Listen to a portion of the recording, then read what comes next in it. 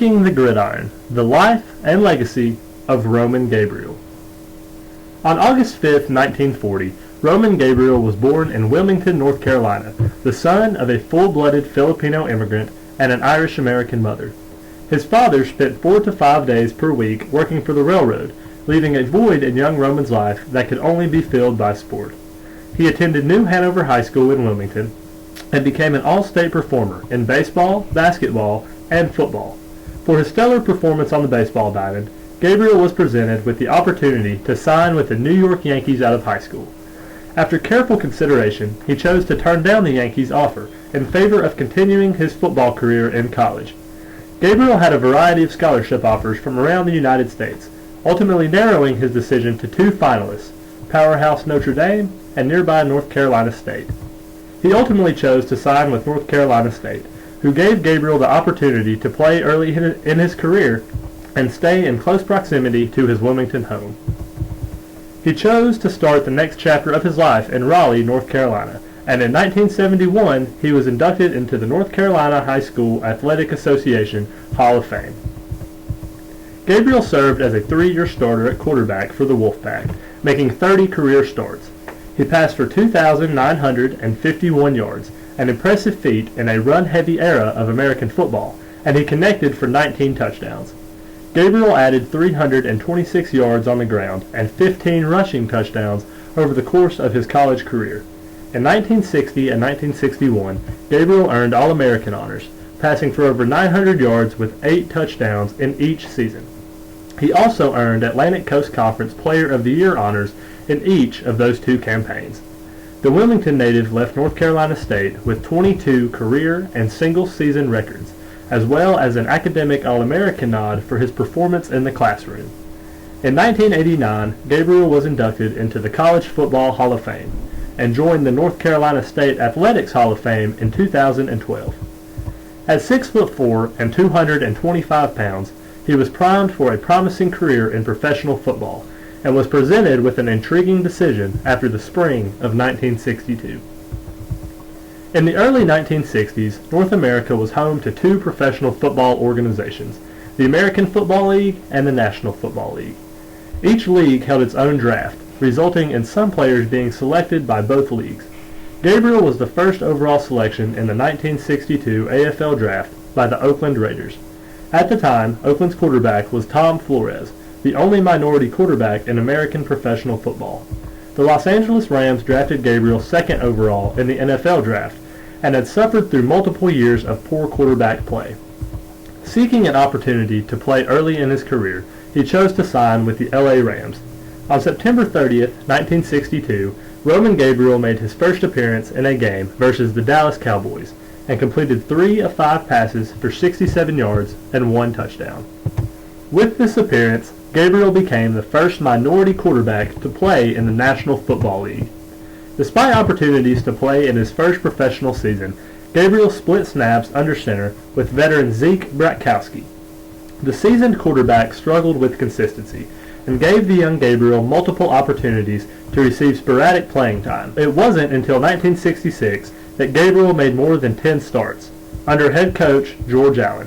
Gabriel threw for 2,540 yards in 14 games during the 1966 season and led Los Angeles to an 8-6 record. A year later, Gabriel tossed for a career-high 25 touchdowns and 2,779 yards while leading the Rams to a 10-1-2 record. The last game of the season was a showdown with the 11-0-2 division rival Baltimore Colts. A win for the Rams would tie the standings and send Los Angeles to the playoffs by way of tiebreaker victory. The Colts jumped out to an early 7-3 lead, but were overmatched for the remainder of the game. The Rams torched Baltimore's defense as Gabriel went 18 for 22 for 257 yards and 3 touchdowns in a 34-10 victory, sending the Rams to the playoffs for the first time in Gabriel's career. Roman Gabriel enjoyed his best professional season in 1969. The LA Rams season was chronicled in the form of a journal kept by Gabriel, later titled Player of the Year, Roman Gabriel's Football Journal.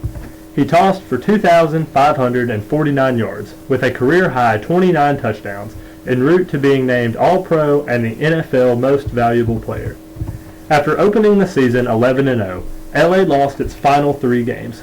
Barely sneaking into the playoffs, the Rams dropped their conference semifinal matchup to the Minnesota Vikings. In this era, a third-place game was played between the 2 losers of the semifinal matchups. Looking to make a statement, LA put an illustrious beatdown on the Dallas Cowboys, winning 31-0.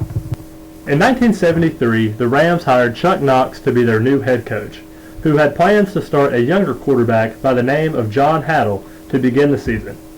After threatening to leave the league in favor of a $100,000 offer from the Southwestern Football League, Gabriel was traded to the Philadelphia Eagles, a team coming off a 2-11-1 season.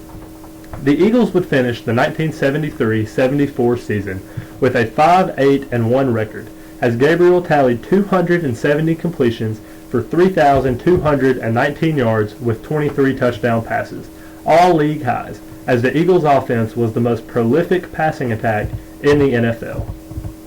Gabriel was honored as the Comeback Player of the Year and was selected to his 4th Pro Bowl. Gabriel concluded a 16-year NFL career in 1977, spending his final 5 seasons with the Eagles. He amassed 29,444 passing yards, with a 52.6 completion percentage and 201 touchdown passes. His awards and accomplishments include a Most Valuable Player honor, Comeback Player of the Year, All-Pro, and 4 Pro Bowl selections. Roman Gabriel is not a member of the National Football League's Hall of Fame. Roman Gabriel helped establish a culture of increased opportunity for minority groups in American professional football.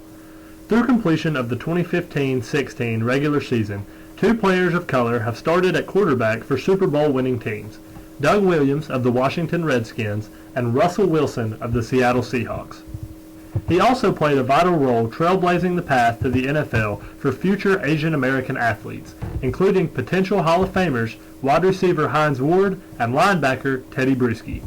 The current crop of Asian Americans in today's league is highlighted by Heisman Trophy winner Marcus Mariota of the Tennessee Titans. The Samoan native was a consensus All-American and Pac-12 Player of the Year at the University of Oregon, before being taken number 2 overall in the 2015 NFL Draft. 1962 marked the first time that a person of color started an NFL football game, and it set the tone for much-needed racial reform at the professional level. Though change has come slowly and equality has still not been fully established, progress has been evident, and the education and growth of this issue is critical to its success. Roman Gabriel represented the minority man who could compete on equal footing athletically, academically, and personally, and did so with grace and professionalism in all aspects of his career.